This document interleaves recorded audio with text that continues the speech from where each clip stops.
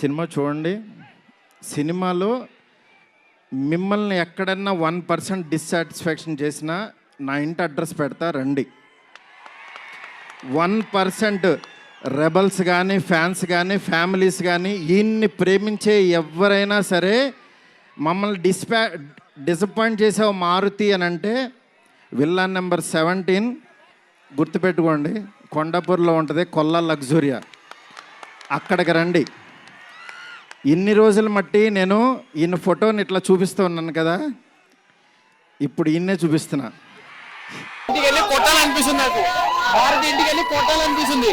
ఎందుకంటే up side down అనే కాన్సెప్టే పెట్టలేదు. ట్రైలర్ లో చూపించిన దాంట్లో దీంట్లో వాళ్ళు సగానికి సగం సీనే లేపేశాడు. సినిమా అయితే అదిరిపోయింది, కానీ మారుతి చాలా మోసం చేశాడు. ట్రైలర్ లో చూపించిన సగానికి సగం అయితే సినిమాలో పెట్టలేదు. ప్రభాస్ సిగరెట్ పెట్టుకొని మొత్తం 10 మందిని కొట్టిన సీను సినిమాలో లేనే లేదు. హర్రర్ కామెడీ అన్నారు కదా, హర్రర్ లేదు, కామెడీ లేదు, జస్ట్ యావరేజ్, కంప్లీట్ గా యావరేజ్. అసలు మొత్తం ప్రభాస్ 1 man షో చేసుకున్నాడు, మొత్తం లాగించేది, మొత్తం అతని పైన నడిచింది.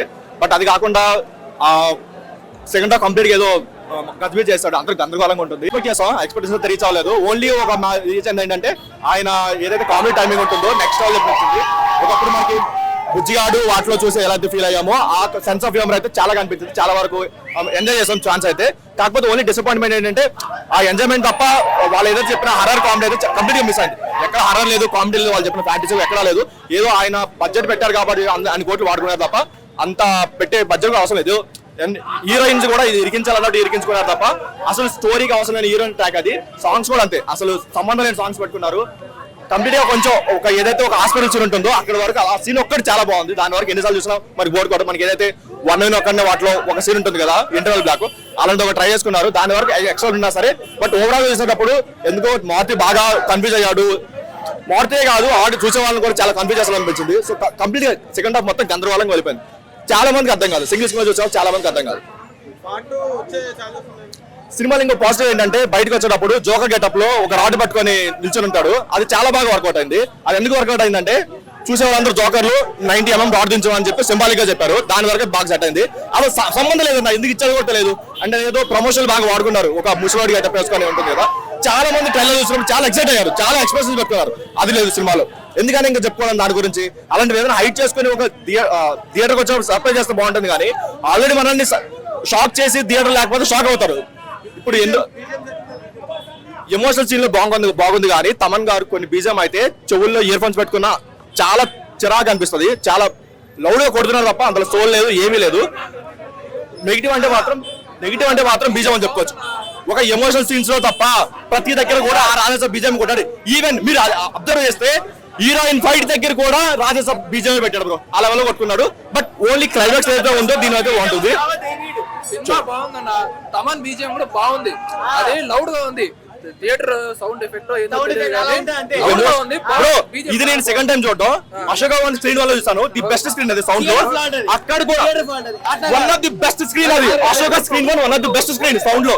అక్కడ కూడా ఇదే వచ్చింది. సరే సరే, తమన్ బీజిఎం బాగా కొట్టినాను, న్యాయం చేసిండు. ఎమోషన్ సీన్స్ లో చూడండి, అందరు కలిసి చూడండి, బాగుంది. ఓకేనా, పార్ట్ 2 కూడా ఉందన్న, పార్ట్ 2 ఉంది, తొందరలో వస్తుంది పార్ట్ 2 ఉంది. అందరు స్కోప్ లేదు, ఏదో జనాల్ని సింబాలిక్ గా చెప్పాలని చెప్పి మీరు జోకర్ బాబు అని చెప్పడానికి పెట్టట్టుంది. అది జోకర్ సీక్వెన్స్ అయితే సేమ్ అలా అనిపించింది.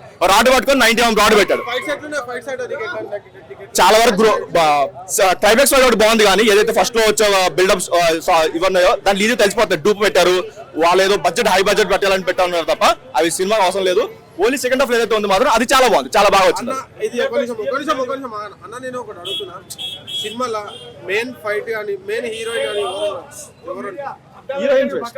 హీరోయిన్స్ అయితే హీరోయిన్స్ అసలు సంబంధం లేదు. బట్ ఓన్లీ కాస్ట్ ఏంటంటే హాస్పిటల్ సీన్ ఏదైతే ఉందో అది ఎక్స్ట్రాడనరీ ఉంది. మీరు మహేష్ వచ్చి ప్రభాస్ గారిని బాహుబలి కూడా అలాంటి ఎమోషన్స్ అయితే పడలేదు, చాలా బాగా పడింది, చాలా బాగా చేశాడు కూడా. ఎక్కడ కూడా డాన్స్ అయితే డిసప్పాయింట్ అవ్వరు. తన కామిక్ టైమింగ్ అయినా, తన ఎమోషనల్ సీన్స్ అయినా, నాచురల్ సాంగ్ లో డాన్స్ అయినా సరే నెక్స్ట్ లెవెల్ ఉన్నాయి. బట్ ఓన్లీ డ్రాప్ అంటే సెకండ్ హాఫ్ ఉంటే ఆ స్క్రీన్ పే మేము అందరికీ అందుకోవచ్చు.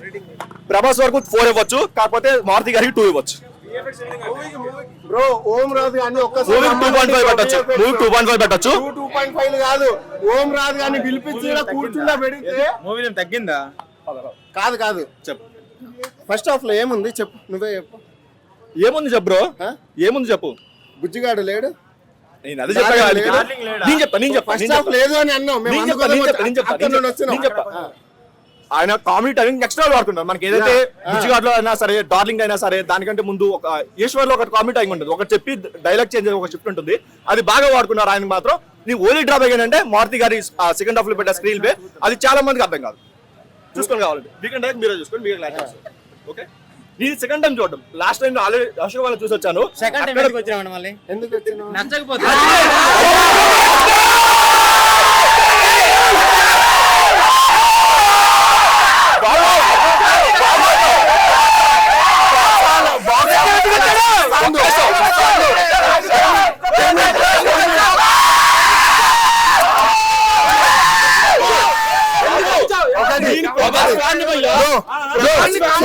ఎందుకు వస్తారు?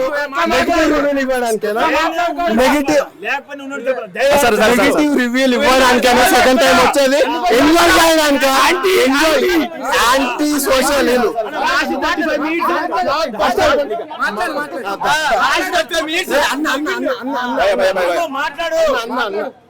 ఇక్కడ చూసే వాళ్ళకి మీడియా అంతా చాలా మంది తెలుసు. నేను ప్రతి మూవీకి వస్తాను, ప్రతి మూవీ నేను శ్రీరాములో ఫస్ట్ చూస్తాను. నైట్ షో పడలేదు కాబట్టి మళ్ళీ శ్రీరాములు ఎక్స్పీరియన్స్ చేయడానికి వచ్చాను.